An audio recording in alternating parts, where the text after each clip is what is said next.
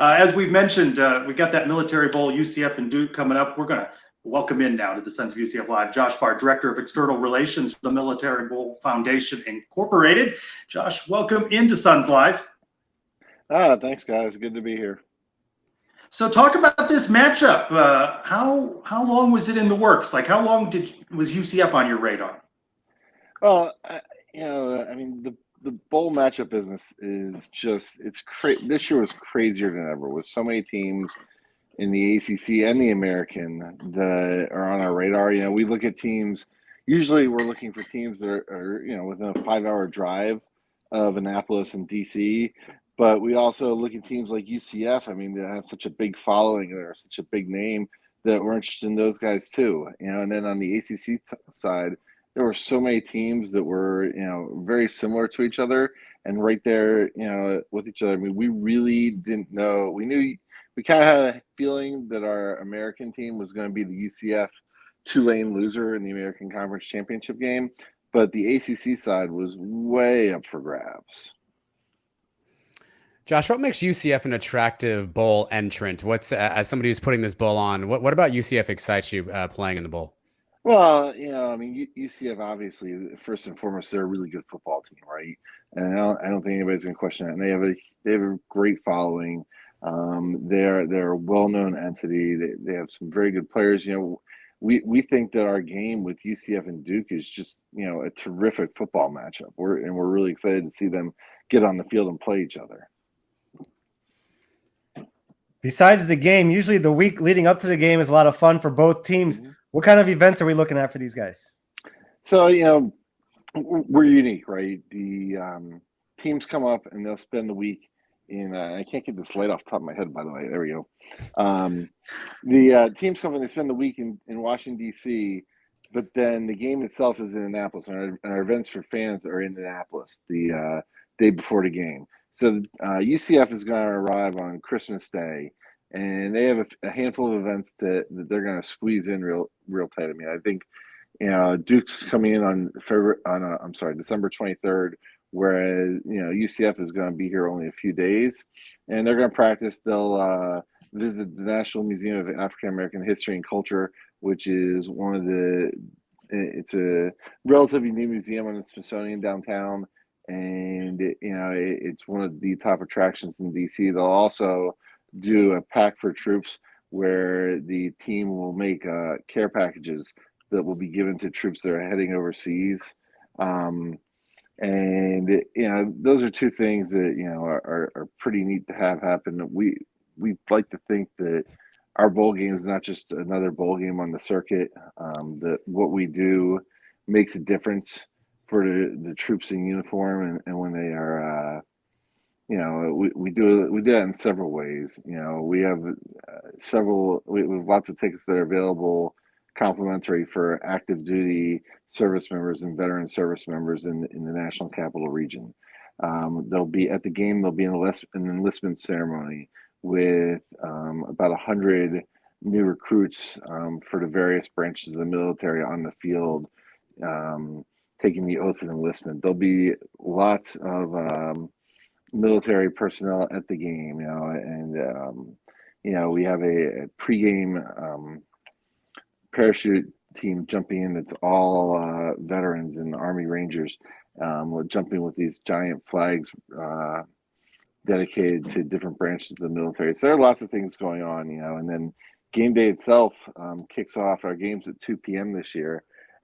But game day itself kicks off at 10 a.m. We have a tailgate at the stadium with lots of different military elements and vehicles available for people to look at up close. And also we have a military bowl parade that starts in downtown Annapolis and goes out to the stadium. So there's a lot going on, and UCF is going to fit an awful lot in a really tight window, but we're pretty sure they're going to come up to the DC area and have a great time. I had the opportunity to go to the UCF Navy game a couple of years back in Annapolis, and for fans, there's just so much history there. They'll enjoy that venue as well. What is it like to have that Naval Academy as a partner in this and the stadium in Annapolis?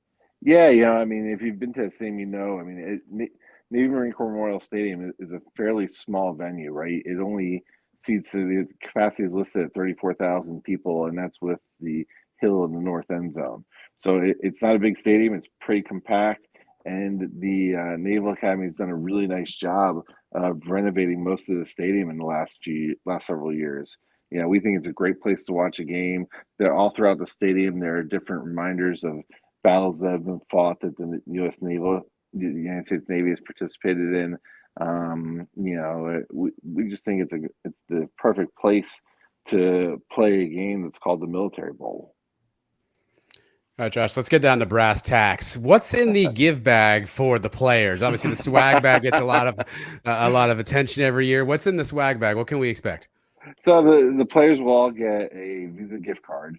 That makes up a large portion of this year's player gift. They'll also get a branded backpack and a Military Bowl and USO hat.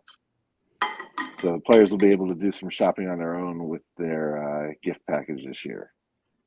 Okay. For guys that haven't bought their tickets yet, maybe want a premium experience, are there any tickets that offer maybe like an all-inclusive ticket, any special things like that? So we have lots of different options with hospitality throughout the stadium. The best thing to do is go on militarybowl.org/tickets, and you can see the different things that are available there. And let's wrap up with this. Tell us a little bit more about throughout the year what the Military Bowl Foundation is involved with.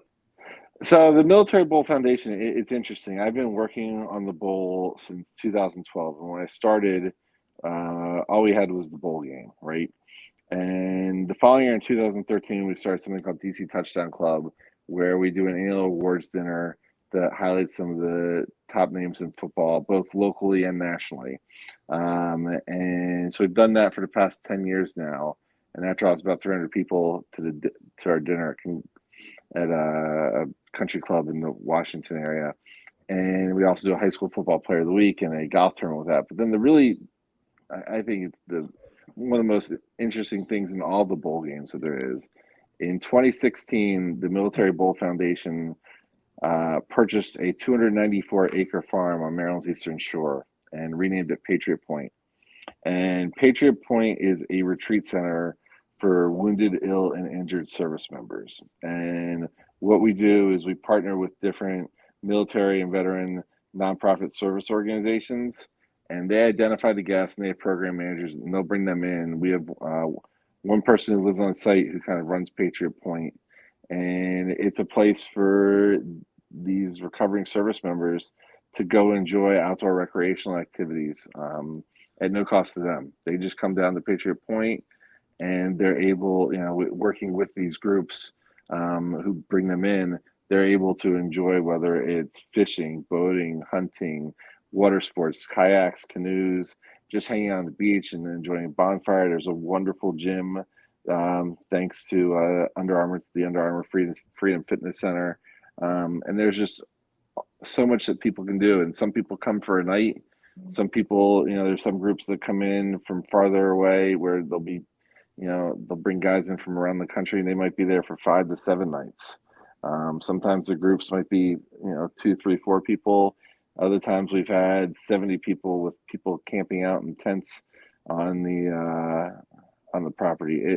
It's just the neatest thing. I'd encourage everybody to go learn more about it. Patriotpoint.org is our website, and just that's where the money from the bowl goes to benefits USO, and it benefits Patriot Point.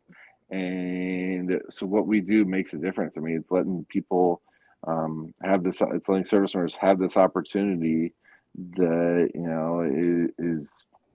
it's just amazing. And we get the feedback all the time is thank you so much, but when can we come back because we had such a good time? And the stories that service members tell after they've been deployed or abroad, or whether they've served here or they've been through traumatic experiences, being able to get away and relax your mind and rest and take a 24 hours, 40 hours away from your everyday stresses is pretty amazing. Thank you for sharing that. I won't put you on the spot with a score prediction, but I will ask you this. If it's a low-scoring game, you're going to be surprised, right? You're expecting this to be a shootout. I think it's the over, right? Take the over. Take the over. Josh Barr, Director of External Relations with the Military Bowl. Thank you for being with us, and I'll see you up there in 2 weeks. Sure thing. Sounds good. Thanks, guys. Thank you, Josh.